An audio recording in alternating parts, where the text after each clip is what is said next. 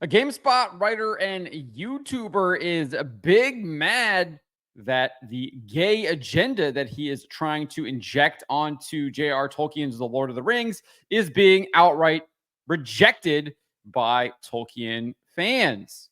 Before we get to this, I'd like to ask you, please hit that subscribe button, hit that bell for notifications so you don't miss any of our future videos here at the Trent Report.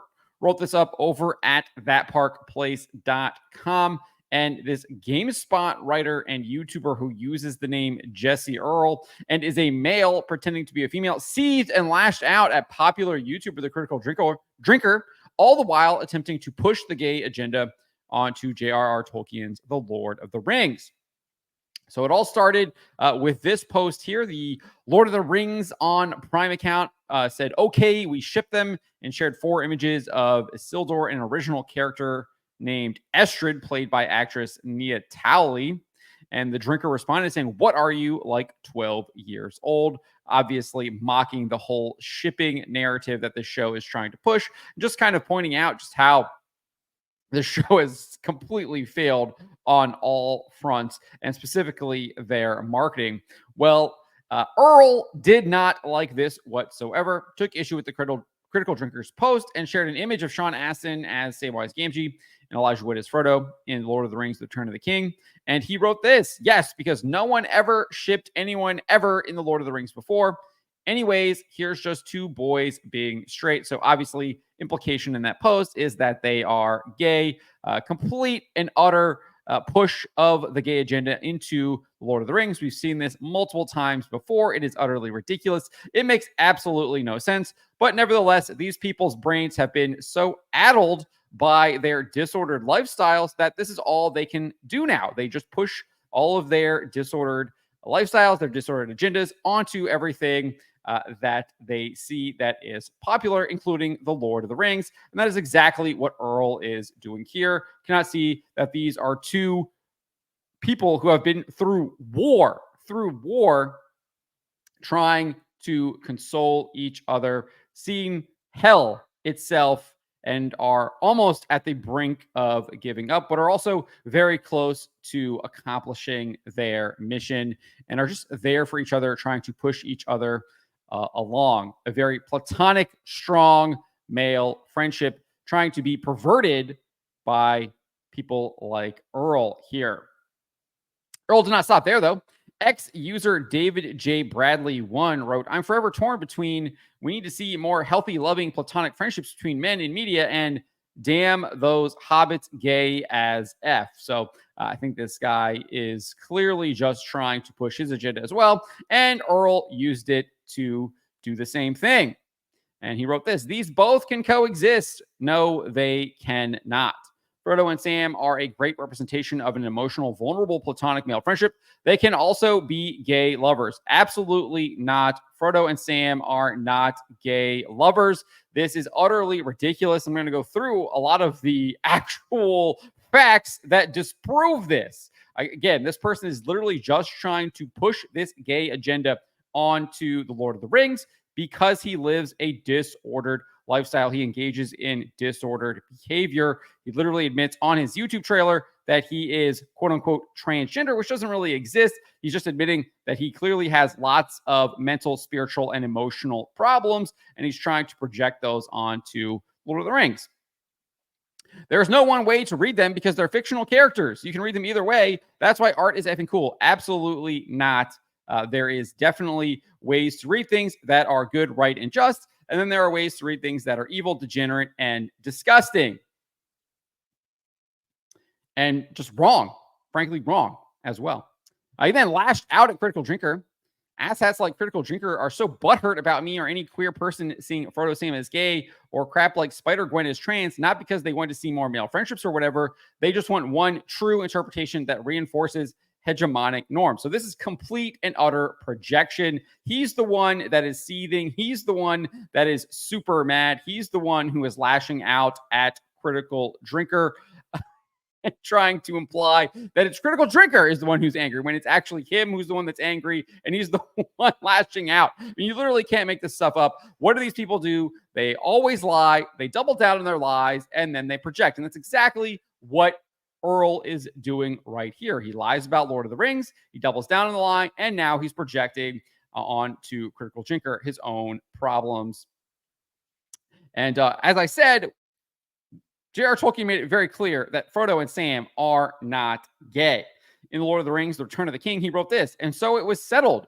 Sam Gamgee married Rose Cotton in the spring of 1420, which was also famous for its weddings, and they came and lived at Bag End." So Sam literally gets married in the books, and he falls in love with a woman named Rose Cotton.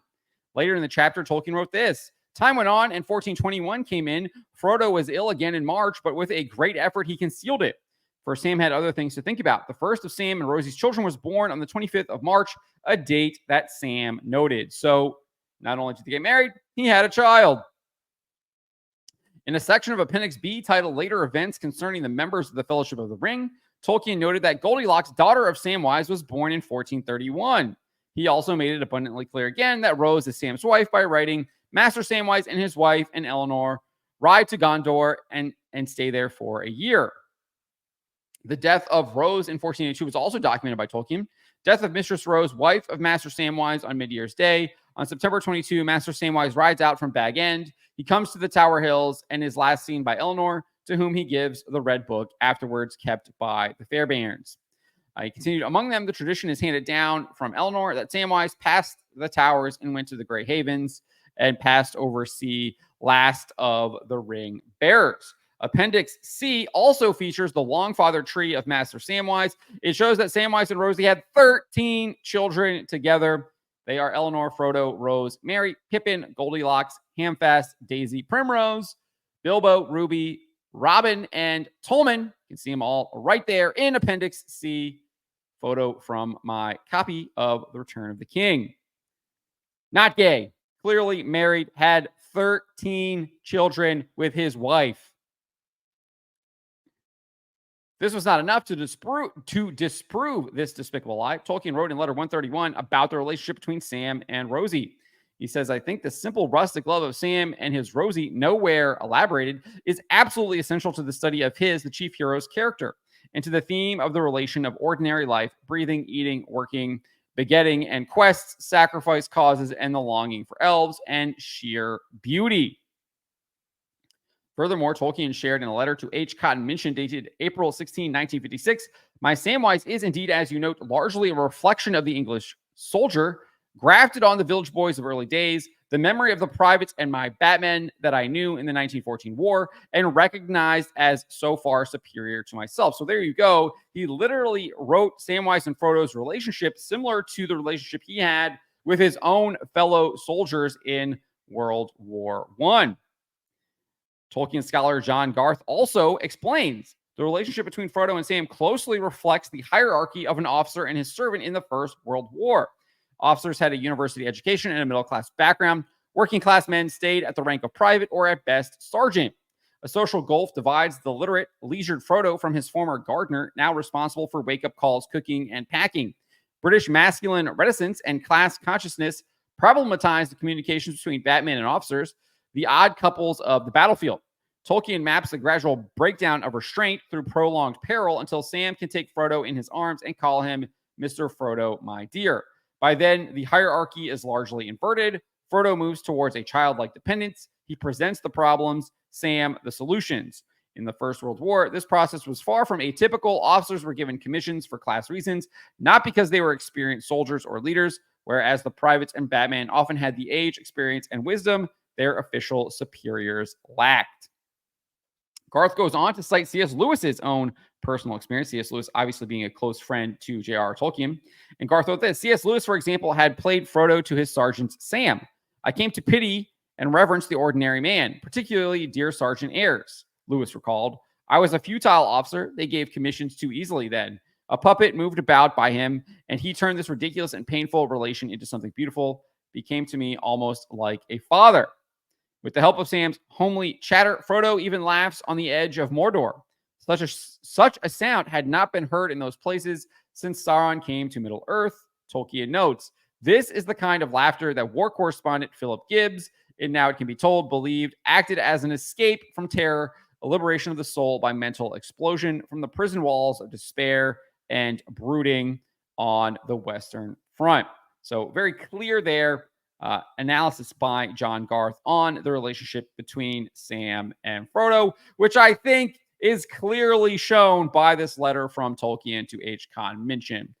No, they were not gay. All the evidence is to the contrary. Nevertheless, despite this clear evidence that completely rebukes Earl's comments, he attempts to use Tolkien to justify his own degenerate lifestyle and reading of the books and films. He wrote this: "It's honestly sad, really sad. Tolkien argued for applicability in art over allegory because he believed in art's ability to reach beyond singular interpretations, to hit deeper on an emotional level that rings beyond singular contexts. This isn't to say context or allegorical interpretations aren't worthwhile.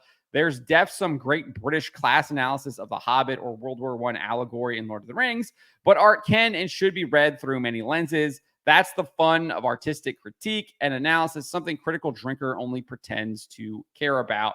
There is nothing artful about reading the gay agenda into the Lord of the Rings. There's nothing artistic about it at all. It's simply degenerate and vile and disordered." Nevertheless, Earl concluded the thread, writing, is more evidence for more interpretations than others, but this is why you see essays on stuff like Shakespeare or Middle Earth or Star Trek for decades, because it's interpreting to find new context or evidence or arguments for art. There is no one lens for art. Tolkien would argue, probably to the contrary, maybe not in the fact of the lens, but he would argue that art is supposed to elevate you, point you to something higher. He talks about the eucatastrophe in his essay on fairy stories. He would definitely not be trying to degrade his readers by having his characters engage in homosexual disordered acts. That is not what he would do whatsoever. Art is supposed to elevate. It is supposed to show us what is true, right, and just. It is supposed to show us beauty, and that beauty is supposed to point us towards our Lord and Savior, Jesus Christ. So in another thread, Earl, who is hell-bent on injecting his gay agenda onto Lord of the Rings, would express outrage over individuals like the critical drinker rejecting it. He wrote this: "I'm tired of perpetual anger in geek culture." Again, remember, lie, double down, project. We're back on the projection here. "The outraged merchants have constantly bent every conversation in fandoms to their points because they always engage on grievance and anger. It's exhausting and takes up too much space. It's a decaying spiral into meaninglessness." Remember how this all started? It was the Rings of Power official account was the one engaging in shipping culture. The critical drinker reacts to that, says it is childish, and then what does Earl do? He tries to claim that Frodo and Sam are gay. Like, you can't make this stuff up. This person is the one who is perpetually angry. He is the outrage merchant. He's the one trying to peddle disordered gay agenda into the Lord of the Rings, which does not exist whatsoever at all. It's literally a figment of this guy's imagination. He is clearly so deluded that he thinks he's a woman, and now he thinks that Frodo and Sam are gay. It's sick. Absolutely sick. The whole convo on the Acolyte centered around nonsense lore minutia. I find that talking about the show's ideas on policing and how well the show succeeds, fails, and articulating it more interesting. But we don't have that convo because we're talking about some Jedi's age or whatever. The policing was absolutely ridiculous and stupid too. That's why no one's talking about it. Anyways, clear projection from Earl there. And obviously really unhappy about the Acolyte as well. I mean, so this guy's just really upset that the woke agenda is being rejected across all forms of media. The Acolyte, massive bomb, canceled. People are rejecting the Rings of Power. Samba TV saying, over 50% decline in viewership. Amazon had to come out and saying they had like 40 million viewers or something like that globally, but who even knows what that means? But that is way, way down. That's after 2 weeks. They've released the first 3 episodes in one go, and then they released the fourth episode already, and then they were like 40 million. Well, remember they said they had 25 million after like the first 4 days back when they released season one. So massive decline in viewership there. Nielsen numbers are going to be in the toilet, I bet. I'm already looking to see when Luminate updates their data to see if it has gone down with the release of that fourth episode. My guess is that that is indeed what will happen. But this guy is just super mad that the woke agenda is being rejected on all levels, that the trans agenda is being rejected. No one wants this stuff. It is degenerate. It is evil. And people are finally realizing this and saying no. I don't think they're finally realizing it. They are finally realizing they can say no and reject this stuff, and nothing bad will happen to them. In response to another user, Earl bemoaned the critical drinker and others' popularity, blaming it on the YouTube algorithm. So this person wrote, "It's a shame. I actually really like the show. This is about the Acolyte for the reasons you bring up here. If it had been made before 2014, pre-Gamergate culture war crap, all those crybabies would love it. Absolutely not. The Acolyte was absolutely terrible from the get-go. These people are always trying to make this stuff up. I mean, they literally just like live in delusional fantasy land. Why would people like this stuff at all? Absolutely not. No. And there was the culture war probably would have taken place anyways, because no one wants gay space witches in Star Wars. Nevertheless, Earl responds saying, honestly, some of them still would have hated it. We just wouldn't, at least is honest there. We just wouldn't have heard them because social media or YouTube didn't algorithmically amplify. So blaming YouTube for people expressing their opinions and people gravitating towards those opinions because they probably have those similar opinions and they're just tired of people like Earl trying to basically lecture them on what they should be liking and what they should think. Rather, they are finding people that express similar viewpoints to them. Now, obviously, not going to agree on everything, but don't like this stuff and are gravitating towards those creators that are willing to say that stuff. I think that is what is really happening. The seething did not stop there, though. I mean, it keeps going, right?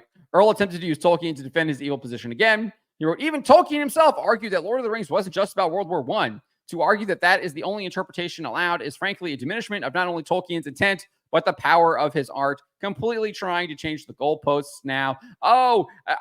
You're just specifically mentioning World War I now. It's not about me trying to inject my gay agenda. No, it literally is about you injecting the gay agenda. The gay agenda is awful. It is evil. That is not an interpretation that anyone should accept. In another post, Earl rejected the idea that reading them as gay lovers is a wrong way to read them, given Tolkien was a devout Catholic.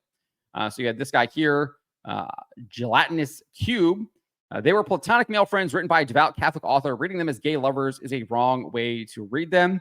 Very succinct and to the point, and also true. And Earl responded, devout Catholic does not equal homophobic, whatever that even means. As you know, I am a practicing and devout Catholic. I don't know if I would describe myself as devout. I hope other people would describe me as that, but I am a practicing Catholic. And the Catechism of the Catholic Church is quite clear on homosexual acts. It says this: basing itself on sacred scripture, which presents homosexual acts as acts of grave depravity, tradition has always declared that homosexual acts are intrinsically disordered. They are contrary to the natural law. They close the sexual act to the gift of life. They do not proceed from a genuine, effective, and sexual complementarity.